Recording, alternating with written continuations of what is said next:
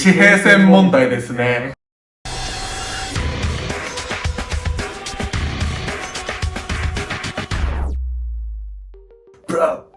どうも、クロちゃんです。原先輩です。メダルおじさん2人が音楽中心に好きなものを語っていくチャンネル、コアチュー。イェイ。はい、今回はジャンル解説、ニューコア編ということでね。最近よく聞くニューコアというものが一体何なのかを考察していきたいなと思います。まず結論なんですけど、はい、メタルコア第2世代、近代ポストハードコアが、より EDM 的な音楽を取り入れたサウンドスタイルを指していると思います。それこそ、アスキング・アレクサンドリアとかアタック・アタックとかのバンドに元々あった電子音がより強調されて、デジタルメインなサウンドになった現象を指しているのかなと思っています。で、メタルコア第2世代、近代ポストハードコアっていうものがよくわからないよっていう方は、ぜひこちらの動画をご覧ください。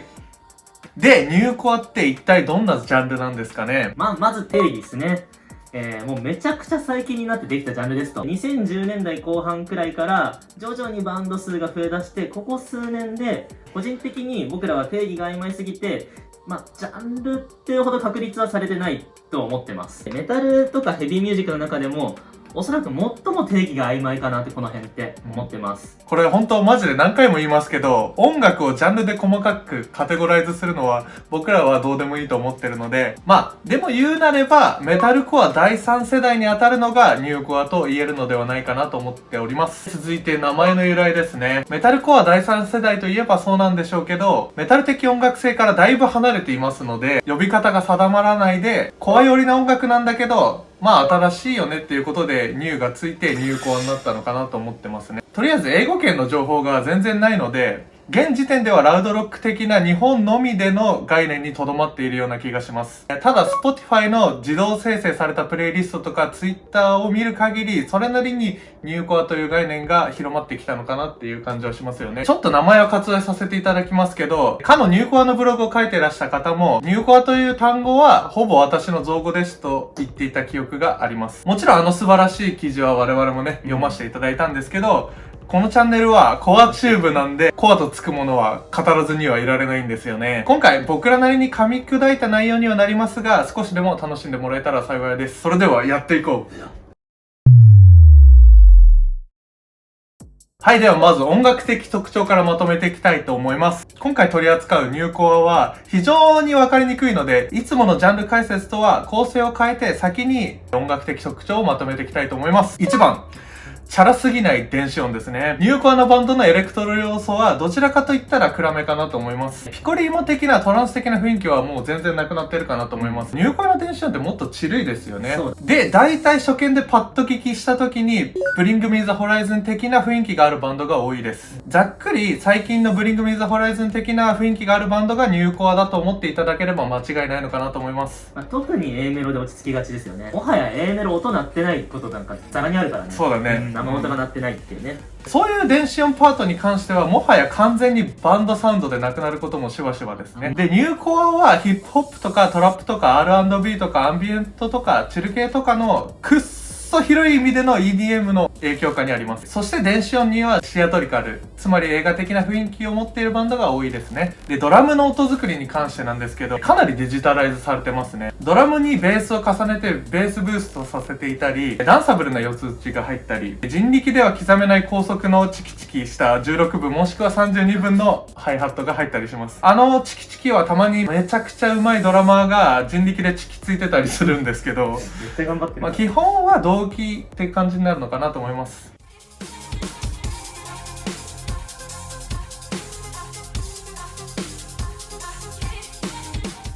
で、少し話はそれるんですけど、2010年前後のいわゆる二次的世代の背景にも、その当時流行ってる、いわゆるビルボード系の音楽性からの影響ですね。っていう音作りはめちゃくちゃあるなって思っていて、割と、近年に至っては、チル寄りだったり、トラップっていうのが一般的にもかなり流行っているっていう、その時流の中で、こうやってチルとかそういうのがヘビーミュージックに取り入れられてるっていうのは、当然の現象なのかなとも思ってます。そうだね。2期世代の時と同じことが起きてるかなって思いますよね。で、2つ目。ブレイクダウンはあまり使用していないですね。タイピカルなね、ブレイクダウンはね、あんまり出てこないです。ドゥルドゥルドゥドゥン、ドゥルドゥルドゥドゥンみたいなやつは入ってないですよね、ニューコアのバンドって。ブレイクダウンよりはニューメタルを想起させるシンプルなギターリフを使うことが多いですね。結構コード伸ばし系とか多いよね。デレーデレーデレーみたいな。そうだね。これ僕思うんですけど、ニューコアってニューメタルコアよりもよっぽどニューメタル的な音楽なんで、ニューコアの名前がニューメタルコアだったら分かりやすかったんじゃないかなって思うんですよね。で、3つ目。オルタナティブな雰囲気ですね。そもそもオルタナ自体がもはや現代において音楽ジャンルなのかがすごく怪しいところなんですけど、ざっくり言うとオルタナっていうのは歌物メタルってことですね。オルタナメタルって言った場合に限るんですけど、つまりどういうことかっていうと、メロディーが強いバンドが圧倒的に多いですよってことですね。キャッチーなんですよ。ただメロディーの作り込みとかフックが弱いバンドも多々います。バンドの楽曲内で結構メロが被りがちっていうのはこの手のバンドに多いかなと思います。で、同じく電子音のセンスもね、めちゃくちゃ重要かなと思います。4番、ミドルテンポの楽曲が多い。テンポもある意味ライブを意識してなのか、アルバム内で結構一定なんで、ほんとよっぽどオリジナリティがないと結構飽きるんですよ。この辺がやっぱりセンスなのかなって話になってしまいますよね。BPM100 から150ぐらいまでの楽曲がすごい多いじゃないですか、ニューコアって。はい、では続いて種類についてですね。いつもジャンル解説動画では同じジャンル名の中に何種類ありますみたいな話をしてますけど、ニューコアに関しては一つのバンドの中でもかなり楽曲の幅があるので、今回は種類はありません。ありません。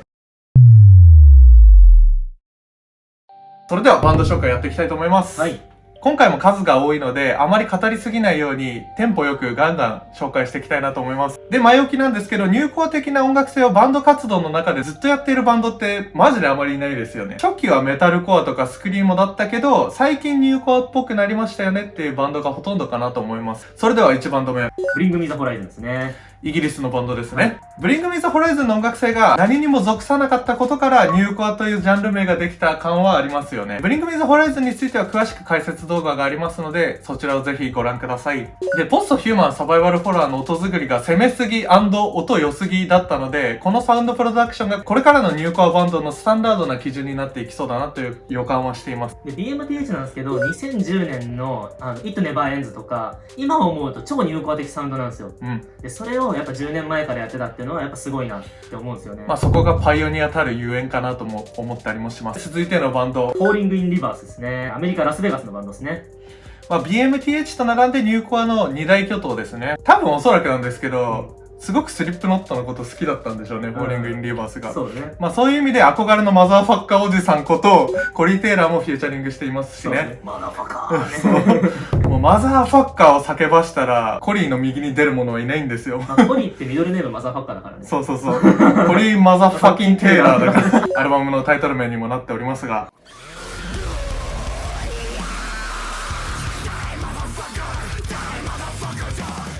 音も MV も本当に映画クオリティなんですよね。普段の話の中だとバンドの初期が好きですよっていうことを言いがちな僕らなんですけど、フォーリング・イン・リバースに関しては断然最近の方が好きです。ニューコアのバンドの中でもラップがガチガチのガチなんですよね。ドラッグス、ポピュラー・モンスター、ルージング・マイ・ライフ、ルージング・マイ・マインドなどなど、キラーチューンがずらっと並んでリリースされてきてるわけなんですけど、特にルージング・マイ・マインドが好きですね。もうね、イントロの電子音から超かっこいいんで。はい、では続いてのバンド。はい、ゴーストキッズですね。こちらドイツのバンドです。彗星のごとく現れた This is New Core なサウンドを聴かせてくれるバンドとなっております。かなりハイクオリティだよね。楽曲のキャラクターもダンスチューンからヘビーな楽曲までとかなり幅広いバンドとなっております。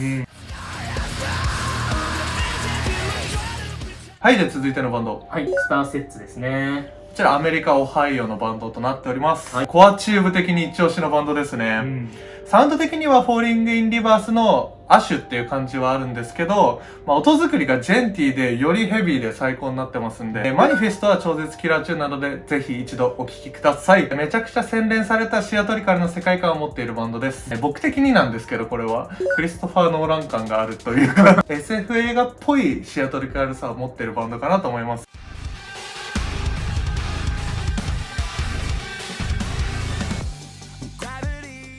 はい、で続いて。はい、アイプリベイルですね。こちらアメリカ・ミシガンのバンドですね。ほんと曲にもよるんですけど、ニューメタルコアのニュアンスとニューコアのニュアンスが結構アルバム内で混在してるかなと思います。パラノイドなんかはザ・ニューコアなサウンドで、ガソリンなんかはかなりニューメタルコアなサウンドかなと思ってます。ライフラインズのライフラインズっていう曲なんかはもうその時からすでにかなりニューメタル的なコードを使っていて、デレレレってデレレレレレレレレみたいな、リンキンパーク的なコードのやつですよね。そういう意味でもニューメタルと親和性の高い部分を昔から持っていたのかなと思いますね、アイプリベルは。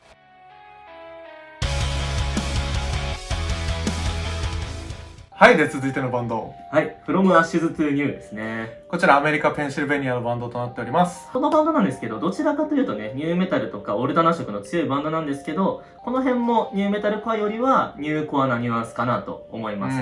で、20年前にいたら結構ブレイキング・ベンジャミン的なスタンスだったのかなって個人的には思ってます。まあちょっとオルタナ的な雰囲気もありつつね。そう、まあラップとかもするんだけどね。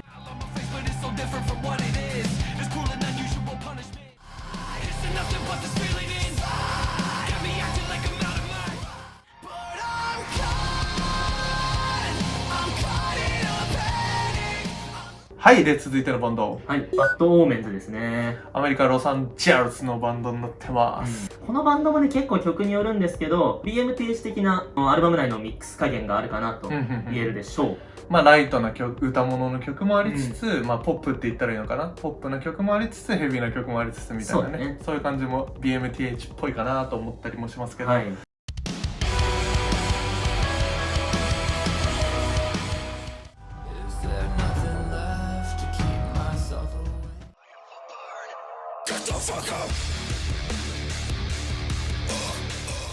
では続いて。はい、ホールディングアブセンスですね。こちらイギリスのバンドとなっております。はい。ニューコアとかポストハードコアよりも純粋に結構ロックサウンドに近いバンドですね。結構エモーショナルな歌い回しとか跳ねまくるドラムのフレーズなんかはヘビーミュージックの入門にはまさにもってこいな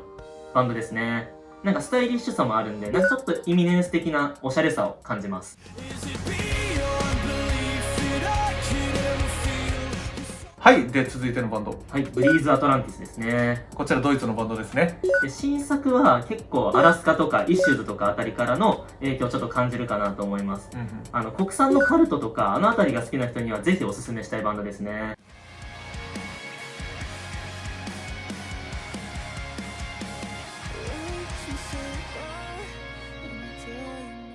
で続いて。はい、オールドブラックですね。こちらデンマークのバンドとなっております。2017年かなり早い段階でもうニューコアっていうものが定義づけられる前からニューコアなサウンドを奏でていたバンドかなと思ってます。でなかなかにねいいバンドだったんですけど解散してしまったと惜しまれるバンドです。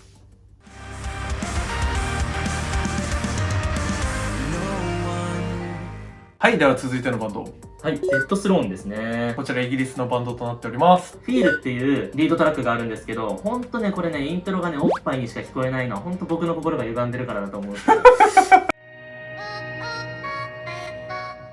続いてのバンド。はい、アワーミラージュですね。こちらドイツのバンドですね。このバンドね、めちゃくちゃ評価されてるし、認知度が高くて再生数も伸びてるんだけど、ごめんけど個人的にはあんまりグッとこないんですよね。泣きは結構あるんですけど、多分ギターが1本だからか、音がね、全体的にサビでの盛り上がりがなくて、フラットでね、盛り上がりにほんと欠けるっていう部分はあるかなと。で、ボーカルの歌はうまいです。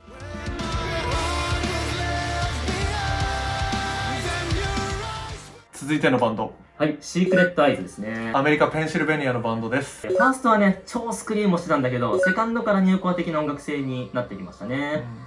ただね、メロディーセンスはスクリーンものそれなんですよ。上物のセンスもいいです。で、ニッチさで言ったら、If I Were You と共通するなんか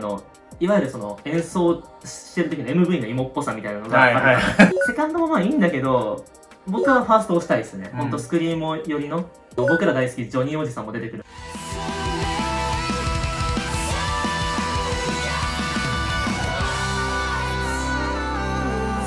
では続いてのバンド。はい、サウザンドビローですね。こちらアメリカ・サンディエゴのバンドとなっております。本当このバンドもね、初期はスクリーモ的なアプローチが多かったかなってイメージですね。なんかファーストのイメージは、コンファイドがチャグらなくなって歌物方面に行ったみたいなイメージのバンドだったんですけど、セカンド以降は国産のニューコア寄りの曲とイメージに近くなったかなと。で、リードトラックのケミカルなんですけど、結構コールドレインのサイドエフェクツとか、IC スターズのマーダーミッテン的なニュアンスになってるんですよね。でね、ボーカルのビジュアル、コッドレインのマサトさんと、アーキテクツのサムを足して2で割ったみたいな顔してるんですよね。こ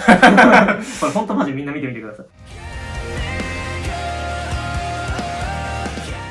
で、続いてのバンド。はい、ドラッグミーアウトですね。拠点はイギリスなんですかね。ちょっとこれね、調べきんなかったですね。はいみんな大好き、デニスくんですね。アスキング・アレクサンドリアに、ザ・ブラックですね。の時に歌ってたボーカルですね。結構ね、メロが耳残りするかなっていう気はします。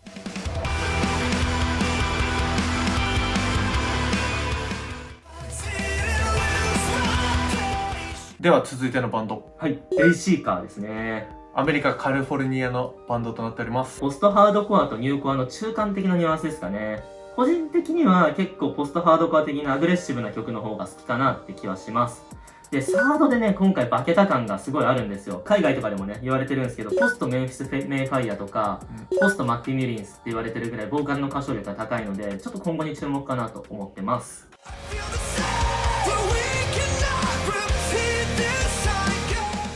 続いてのバンド。はい、アウェイクン・アイアムですね。こちらオーストラリアのバンドです。どちらかっていうと、こっちもね、スクリーム寄りで、そこからの正当進化のバンドかなと思ってるんですけど、割と僕はやっぱりそのスクリームっぽかった方が、個人的には好きでしたかね。